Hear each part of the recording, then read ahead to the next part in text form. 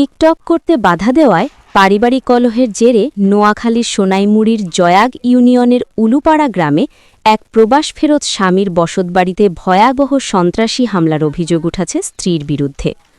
Cocktail বিস্ফোরণ ও ফাঁকা গুলি ছুড়ে এলাকায় আতঙ্ক সৃষ্টি করে লুণ্ঠন করা হয়েছে নগদ টাকা ও স্বর্ণালঙ্কার। এই ঘটনায় থানায় লিখিত অভিযোগ দিয়েছেন ভুক্তভোগী স্বামী শওকত হোসেন। ঘটনার পর থেকে চরম নিরাপত্তাহীনতায় ভুগছে ভুক্তভোগী পরিবারটি। এই গ্রামের প্রবাস ফেরত যুবক শওকত হোসেনের সাজানো সংসার এখন তছনছ।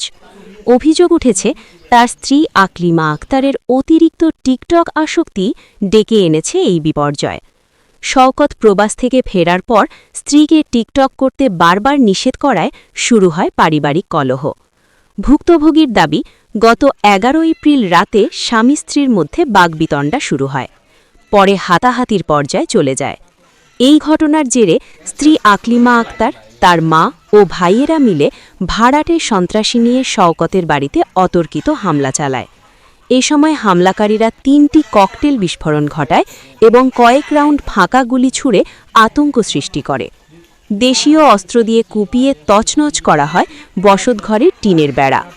সন্ত্রাসীরা ঘরে ঢুকে আলমারি ভেঙে প্রবাসের কষ্টার্জিত নগদ ৫ লাখ টাকা এবং ৪ ভরি স্বর্ণালঙ্কার লুট করে নিয়ে যায়।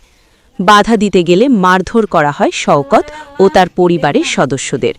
এই ঘটনায় সোনাইমুড়ি থানায় একটি লিখিত অভিযোগ দায়ের করেছেন ভুক্তভোগী পরিবার। তারা আইনের সুষ্ঠু প্রয়োগ, নিজেদের নিরাপদ ও সন্ত্রাসীদের বিচারের দাবি জানিয়েছেন। আমার ওয়াইফের নাম হচ্ছে, আমি শিমু বলি ডাকি আর কি, আমার স্ত্রীর নাম শিমু। তো ও মানে সবসময় TikTok, social media, Facebook, WhatsApp এগুলাতে অনেক চ্যাট বা অনেক মেসেজ, আমি টিকটক এগুলো আমি পছন্দ করি না। এগুলো নিয়ে আমি কথা বললেই আমার সাথে ঝগড়াঝাটি হইতো সবসময়। তো এগুলো নিয়ে আর কি আমার সাথে ঝগড়া হয়েছে বা বাদ বাড়াবাড়ি হইতো। এ কারণে এটাকে কেন্দ্র করে বাসায় আমার লাগে ঝগড়া হয়েছে। সার্কিলে বাসা ভাড়া নিছি, ওখানে থাকছি আর কি। তো ওখানে থাকার পরে আমার আর আমার ওয়াইফের কথার ভিতরে কথা কাটাকাটির ভিতরে ও আমার কোনো কমন সেন্স কোনো কিছুই মানে না, আমার কোনো কথাই রাখতে রাজি নাই। সে নিজের মতো করে চলবে, নিজের যেরকম ইচ্ছে এরকম চলে। তো আমি এগুলো নিয়ে বললে আমার কথা তো শুনে না, আরও আমারে এমন এমন গালিগালাজ করে। তারপরে অনেকগুলা মনে করেন এই বহুত মানসিকভাবে টপসারিং করে ও আমারে। তখন আমি করতে না পারি, এক পর্যায়ে আমার লাগে হাতাহাতি করে, আমার টয়লেট বেড়ায় খুব জোরে একটা লাথি মারে, আমার তলফ্যাট বেড়ায় খুব জোরে লাথি মারে। তদুপরি মনে করেন আমি তারপরে থাবড় সবার দিছিলাম আর কি, যেটা সত্য কথা, থাবড় সবার দিছি। তারপরে এটাকে কেন্দ্র করে এরা আমার বাজারে, কাছারি বাজারে বিচার দিছে আমার নামে।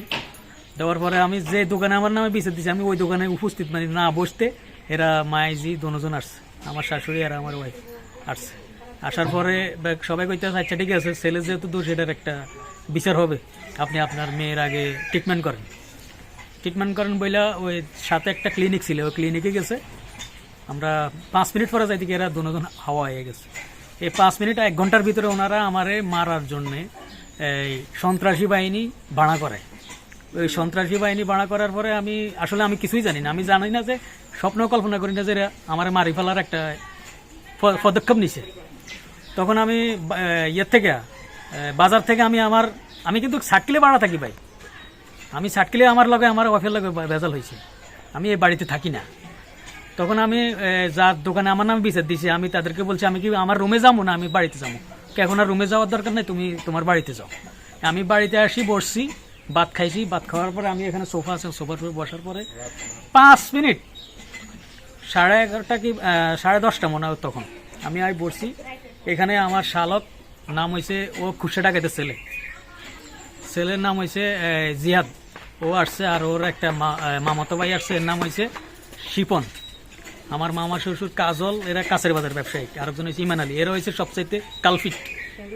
এরা হয়েছে এদের এগুলো হয়েছে। এই কালফিটরা আমার ওয়াইফ যে এভাবে চলতেছে, এই কালফিট করে আমি অনেকবার কইছি, তোমাদের ভাগিনী এভাবে চলে, তোমরা এটার একটা ব্যবস্থা নাও, পরবর্তীতে আমার দোষ দিবা না। এরা হেলা করে এরা সব, আমরা তো বলি, এ তো শুনে না, এভাবে এরা এগুলো করছে। তো এখন এই সন্ত্রাসী বাহিনী আসে আমার প্রথমে আমার গা বাড়ে আমার আসে অকথ্য বলে এই শকত শালা খানকির বলা বাড়ি আসে এই করছে গালাগালি কিরকম না গালাগালি আমার গা বাড়ে ককলেট মারে দিছে একটা বড়গুলা পুরা ঘর ধুমা হয়ে গেছে ভাই।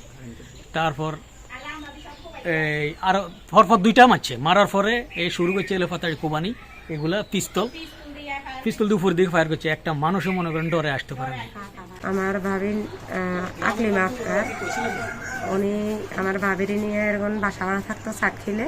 তারপরে ওনাদের ওইখানে কি কথা কাটাকাটি হয়েছে সেটা তো আর আমরা জানি না। আমার ভাই আসছে, আসার 5 মিনিটের মাথায় এরা এখানে 50-60 জন ফলাফান নিয়ে আমাকে ঘরে আসি। আমার বাইরে প্রথমে এরকম ককটেট মারছিল, পরপর 3টা ককটেট মারার পর আমাকে পুরো ঘরে মানে অন্ধকার হয়ে গেছিলো। পরে আমি তাড়াতাড়ি করে দরজাটা মানে লাগা দেওয়ার মানে চেষ্টা করতেছি। ওইখান দিয়ে আমার বাইরে কইছিলাম, আমারও কইছিলাম বাইর করে দেওয়ার লাগিয়া। আম্মা বাইর করে দিতেছে। আর আমার ঘরে আমি যে দরজা লাগাইছি তখন আমার রান্দা দিয়ে আমি যখন ভিডিও করতে গেছিলাম, মোবাইলটা আমার ভিডিও করতে দেয় নাই, তখন আমাকে রান্দা দিয়ে এরকম বাইর করে মানে কাটতে আসে। তখন আমি তাড়াতাড়ি করে বাইরে গেছি শিক্ষা দিয়ে। আর পুরো পাখার মতন একটা কি জিনিস নিয়ে এসে ওইটা লাগা দিছে পুরো বাড়ি, কেউ না ক্যাট করে। তাছাড়া আপনার ওই যে ইলেকট্রিক শর্ট আছে না, এগুলা নিয়ে আসছে।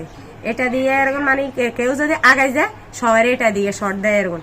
এরা হেগো যখন এই কর্মকাণ্ডগুলো চলতেছে তখন তাড়াতাড়ি কিভাবে তারা কারেন্টের মানে নিয়ে গেছে এরকম।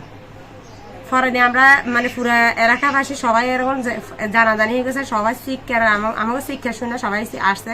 তোরা প্রথমে আইয়া কয়েকটা মারণে তারা অন্ধকার হয়ে গেছে গা। এই ছেলেরে আগে দিয়ে এটা মারলে এই ছেলে কোনো আলাবলা কোনো জানে না।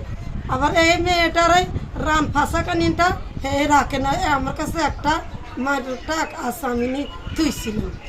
আর দেশ গ্রামের মানুষটা উগতে পারে না, যাতে হাতার ওই এটা লাগা দিলে মানুষটা মানে আমার ছেলে মারা যাইল। আমার ছেলে দৌড়ানির দানের লগে সাথে সাথে যাই আত্মা খাই হচ্ছে। আর আমরা তো ডরে আসিনি।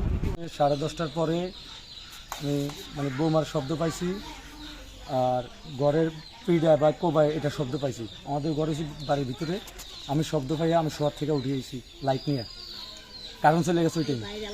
লাইট নিয়ে দৌড়িয়ে আসছি, আর আমার 4-5 জনে শ্রেণী দিয়া বড় শ্রেণীগুলো দিয়ে দৌড়ানি দিয়েছিল। এদের মাঝে থেকে একজনে বললো যে এই বাইরের এই ঘরটার লোকটির দর আর এই ঘরের হামলা দর, অন্য কারো ক্ষতি করার দরকার নেই। তখন 3 জন ব্যাগ গেছে, ঠিক আছে। মানে আমি যখন এখানে আসছি আমার দিকে এখানে প্রায় 20-25 জন আছে, আর একটু পিছনে লোক আছে। আমি যখন লাইট মারছি সব কিছু ক্লিয়ার, যখন আমার দৌড় দিচ্ছি তখন আমি ভিতর দিকে দৌড় দিচ্ছি। কাউরে চিনতে পারছেন? কাউরে চিনতে পারিনি। ওই টাইমে কারেন্ট চলে গেছে। হেরা যাওয়ার পরে কিন্তু আবার কারেন্ট আসছে, আধা ঘন্টার জন্য কারেন্ট অফ ছিল, নাহলে এরকম হয়নি। আমি এবং আমার পরিবার, আমার ফ্যামিলি সবাই নিরাপত্তাহীনতা ভুগতেছে। এবং এটার কি চান আপনি? আমি এটার সুস্থ বিচার চাই। আমার কথা হচ্ছে আমি আমার ওয়াইফের গায়ে হাত দিছি না, আমি চাই করছি, কিন্তু এটা আমার বাড়িতে না, আমি বাড়িতে থাকি না, আমি সার্কেলে ভাড়া থাকি, ওখানে হয়েছে। কিন্তু তারা আমার বাড়িতে আক্রমণ করছে, সন্ত্রাসী হামলা। এরা আমারে মারি ফেলানোর মানে পরিকল্পনা করছে আর কি। এটা কি হইতে পারে নাকি? একটা হাজব্যান্ড এক ওয়াইফের যদি উল্টাপাল্টা চলে তাকে শাসন করার অধিকার কি আমি রাখি না? তাই মানে কি এভাবে এবার সন্ত্রাসী হামলা করবে?